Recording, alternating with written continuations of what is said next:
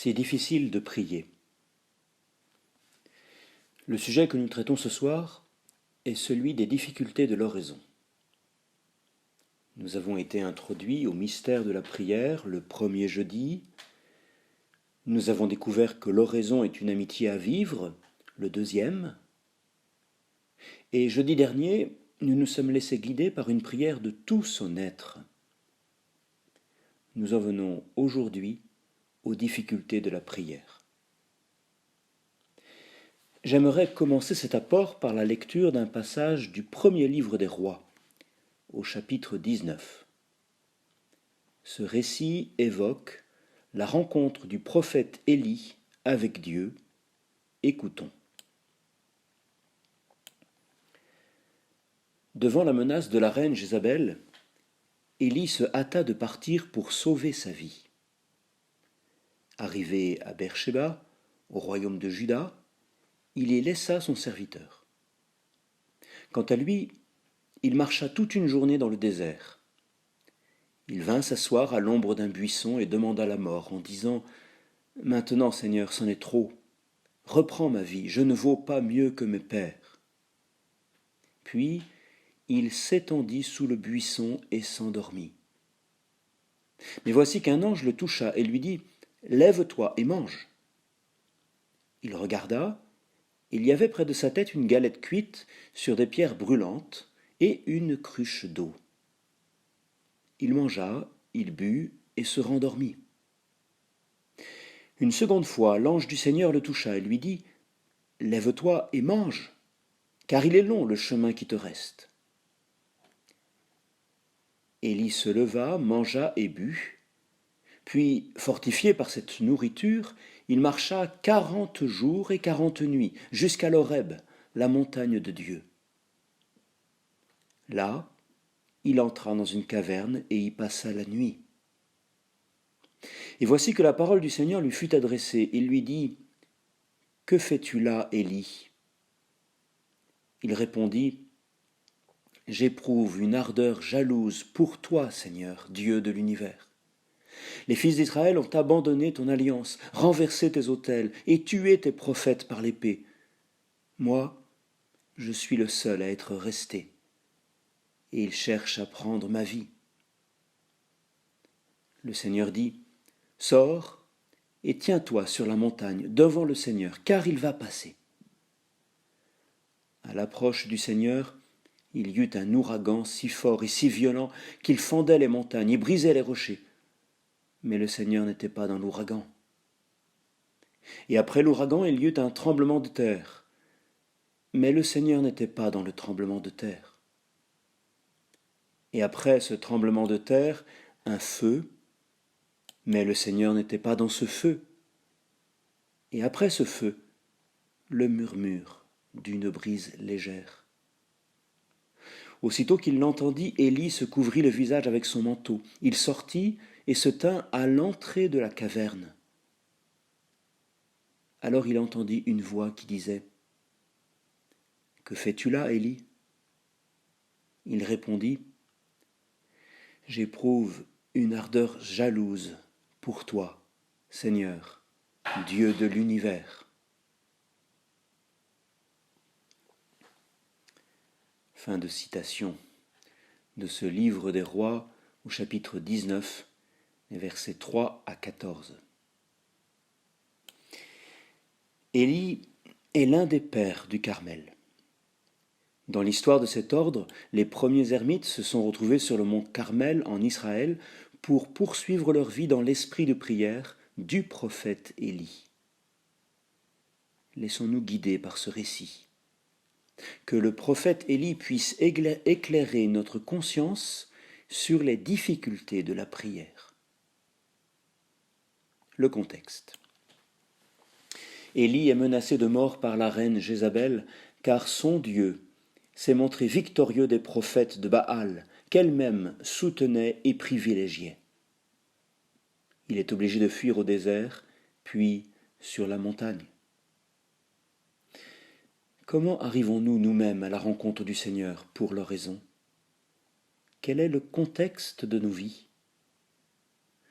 Ce soir, nous sommes confinés. La menace qui pèse sur nous, et bien plus largement, est celle d'une pandémie qui conduit certains jusque dans la mort.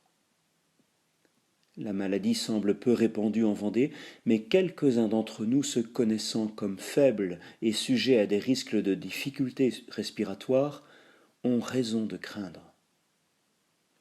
Pour autant, nous ne fuyons pas, nous demeurons chez nous, à l'abri de rencontres qui pourraient nous apporter le virus.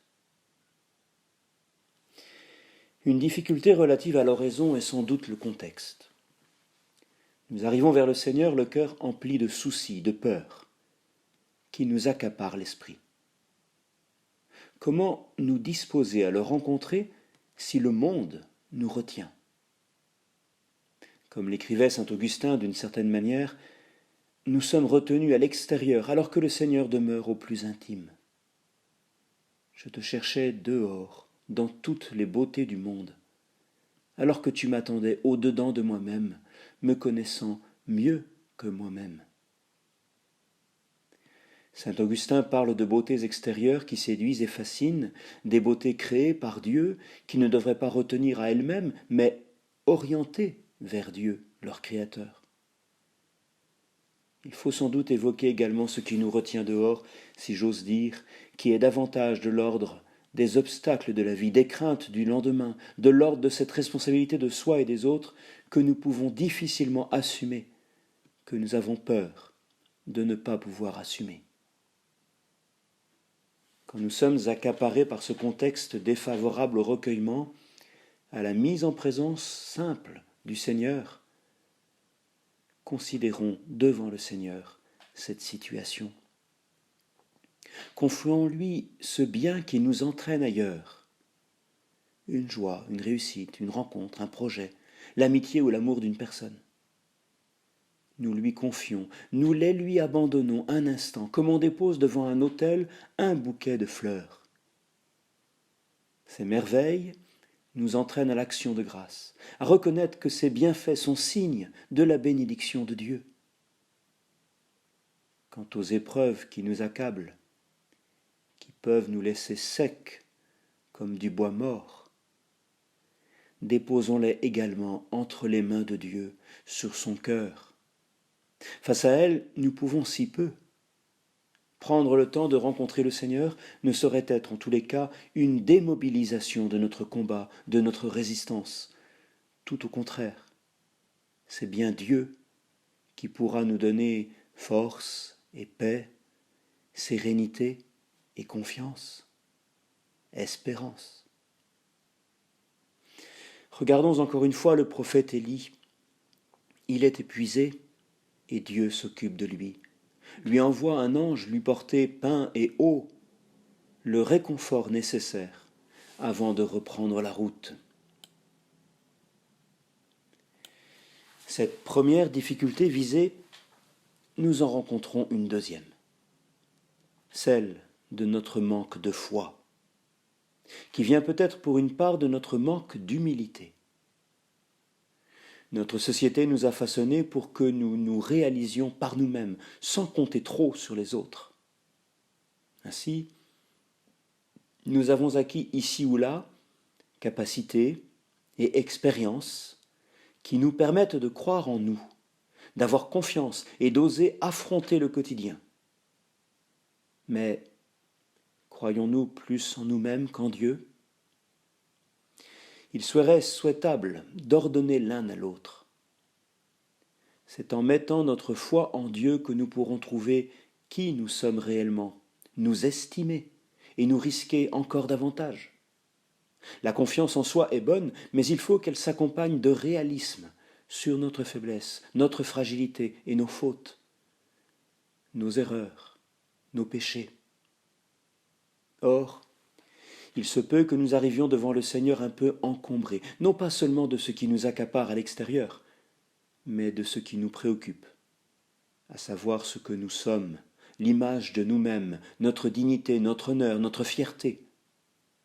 Encore une fois, il est nécessaire de s'aimer soi-même, sinon comment aimer Dieu et le prochain ? Mais il ne faudrait pas que cette estime de soi retienne à soi et nous empêche de nous reconnaître humblement ce que nous sommes. Quelquefois, nous ne pouvons rencontrer le Seigneur parce qu'il ne peut avoir de place en nous. Il n'y a devant nous que nous-mêmes et le souci de nous-mêmes. Sainte Thérèse d'Avila est sévère avec ses filles, les carmélites. Elle demande à ce que ses sœurs cultivent l'humilité, la demandent au Seigneur comme une grâce. Un manque d'humilité qui attaque notre foi, et un manque de foi qui cultive une fausse humilité, un orgueil mal placé, alors que Dieu a tout à nous donner. Sommes-nous dans cette foi que Dieu a tout à nous donner? Lui donnons-nous notre foi? Nous voudrions que les vivres pour la route nous soient donnés comme au prophète Élie. Dieu ne demande que notre foi, une foi qui met en route, une foi qui relève et suscite, une foi qui ressuscite. Dieu nous demande d'arriver à l'oraison avec une simple expression de foi. Seigneur, tu es là avec moi, pour moi. Je crois en toi, je crois que tu peux tout pour moi. Je m'abandonne à toi, qu'il me soit fait selon ta parole.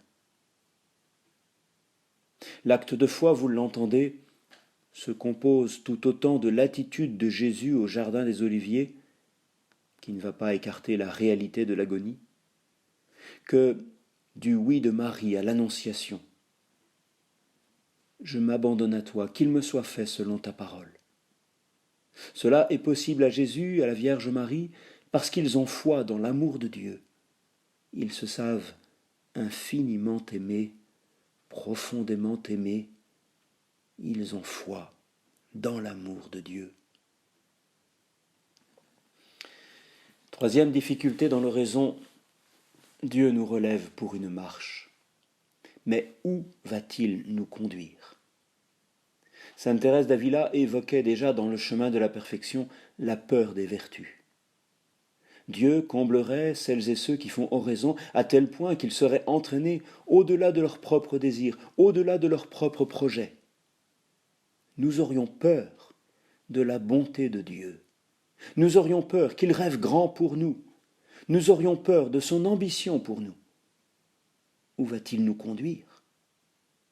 Si je fais oraison, si j'entre dans cet entretien avec mon Seigneur, mon bien-aimé, mon Maître, au sens où il met un pédagogue, un guide, un enseignant, où va-t-il me conduire? Je veux demeurer maître de moi-même, de mon avenir. Est-ce que j'accepte que Dieu m'emmène, y compris là où d'emblée je ne suis pas porté à aller? Nous abordons là la nécessité de mourir à soi-même, à nous-mêmes. Nous ne sommes pas pour autant masochistes. Il y a là une étape à franchir, sinon nous ne progressons pas. Cette étape n'est jamais franchie une fois pour toutes, elle est à réengager chaque jour. Qu'est-ce que mourir à soi-même? C'est croire que Dieu sait mieux que nous ce qu'il nous faut. C'est être conscient que nous nous laissons séduire, entraîner hors de nous-mêmes, être conscient que nous sommes lents à comprendre, lents à croire, comme les disciples entourant Jésus. Mourir à soi-même, c'est puiser en Dieu l'assurance de notre avenir plus qu'en nous-mêmes. Mourir à soi-même passe par des petits moyens. Ne pas vouloir que mon désir se réduise à la gourmandise, à ce qui est à ma portée, à ce que j'ai déjà acquis, à des sécurités, à un confort. Mourir à soi-même nécessite le risque d'aimer et de se laisser entraîner. Mourir à soi-même, c'est être conscient qu'il y a un combat engagé en moi entre les forces du mal et l'amour de Dieu. Je suis victime d'un côté par toutes les tentations qui adviennent et qui me font tomber. Je suis allié de l'autre parce que l'amour de Dieu attend ma réponse. L'esprit du mal n'attend rien de nous, si ce n'est que nous lui remettions la maîtrise de nous-mêmes. C'est ainsi que nous devenons addicts, dépendants, d'autres mots qui ne disent pas autre chose que l'esclavage dont nous parle la Bible. Dieu, lui, veut nous rendre libres et responsables. pour donner notre réponse à son amour, à son alliance. Si nous cherchons comment suivre le chemin de Dieu, devenons davantage encore disciples de Jésus. Lui, le premier, est envoyé. Lui, le premier, est à l'écoute de Dieu au point de ne vouloir faire que sa volonté à lui. Lui, le premier, meurt à lui-même pour se recevoir de son Père. Cette attitude est même permanente chez lui. Sa foi en Dieu lui permet d'aller vers les hommes, d'aller à la rencontre des hommes pour la mission que le Père lui a confiée. Dieu veut nous donner force et courage pour la route. Dieu nous fait entrevoir le bien à réaliser selon sa volonté. Quatrième difficulté, l'oraison va nous transformer. Il ne s'agit plus d'être envoyé là où nous ne voulons pas aller, mais d'accepter d'être transfigurés. Ces derniers jours, nous lisions à l'office de lecture, au bréviaire, que Moïse avait le visage lumineux à chaque fois qu'il sortait du face-à-face avec Dieu. Croyons-nous que Dieu ait la puissance non seulement de nous guider vers l'étape suivante, vers le prochain, mais encore qu'il ait la puissance de nous transformer en lui, de nous sanctifier, de nous rendre meilleurs, saints comme il est saint, aimants comme lui-même aime. Le croyons-nous ? Le but de l'oraison n'est pas seulement de passer un bon moment et de recevoir quelques cadeaux du bon Dieu. Le but de l'oraison est d'être transfiguré, renouvelé, ressuscité en Dieu dès ici-bas. Comment nous tenir en présence de Dieu sans être touchés par lui au plus profond de notre être ? Les plus grands saints sont ceux qui se sont tenus en présence de Dieu pour lui-même, pour la joie d'être avec lui, sans recherche d'intérêt ou de dividendes, sans rêver pour eux-mêmes plus haut que leur faiblesse et leur fragilité, plus haut que leurs péchés. Ils ont été heureux de se découvrir aimés de Dieu. Ils ont été heureux que Dieu soit là pour eux, pour ce temps. Oui, dans l'oraison, Dieu nous transforme. Mais peut-être ne le voulons-nous pas. Peut-être ne donnons-nous pas au Seigneur ce oui nécessaire pour qu'il agisse en nous, pour qu'il nous sauve, qu'il nous libère. Dieu veut être nôtre et que nous soyons à lui pour notre bien et notre avenir. Comme l'exprimait Maurice Zindel, notre avenir est toujours devant nous parce qu'il est en Dieu. Cinquième difficulté, nous nous faisons une idée de Dieu plus que nous l'accueillons tel qu'il est. Quand Élie sur la montagne guette Dieu, il est soumis à des hypothèses. Dieu serait-il dans l'ouragan, dans le tremblement de terre, dans le feu ? Non, il est dans la brise légère, dans ce souffle si délicat, si discret, qu'il nous échappe sans cesse. Nous ne pouvons pas le désigner dans notre vie qu'il est déjà ailleurs, devant, au plus intime. Le but de l'oraison est de nous disposer à Dieu, d'accepter de marcher avec lui, de converser avec lui comme un ami parle à son ami, d'atteindre la montagne, de vivre une rencontre qui nous transforme profondément, qui nous sanctifie, qui nous sauve. Le but de l'oraison est de reconnaître le passage de Dieu dans notre vie, dans notre être. Nous sommes bien souvent aveuglés. Le frère Carme, jeudi dernier, nous parlait de l'obscurité de Dieu parce que trop de lumière empêche de voir. Eh bien, cette dernière difficulté nous met dans la situation de l'aveugle-né. Il est heureux que ce soit l'évangile de dimanche prochain. En présence de Dieu, nous le reconnaissons difficilement, parce que nous n'éprouvons rien, comme si Dieu se faisait connaître par une émotion. Nous le reconnaissons difficilement, parce qu'il ne se présente pas comme nous voudrions qu'il soit.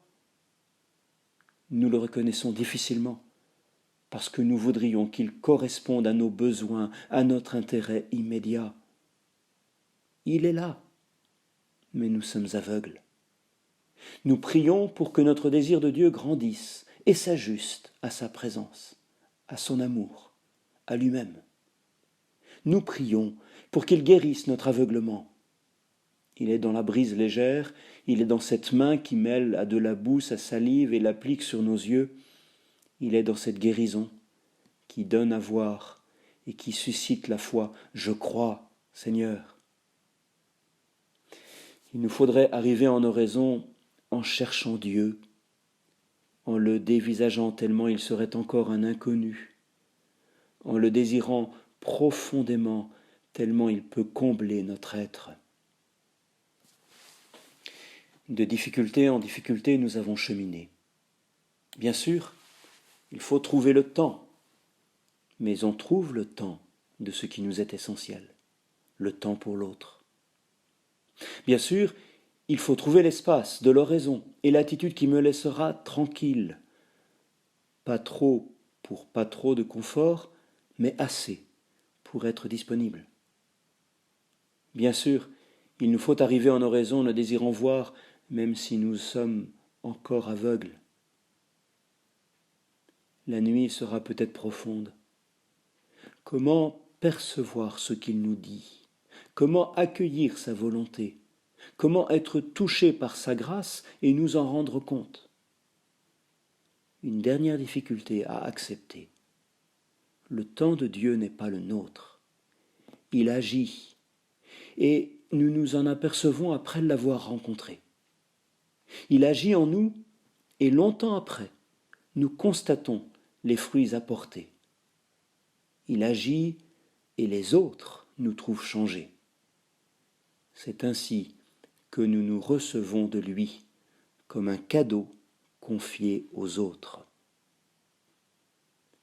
Je vous laisse sur cette méditation et vous invite maintenant à faire oraison.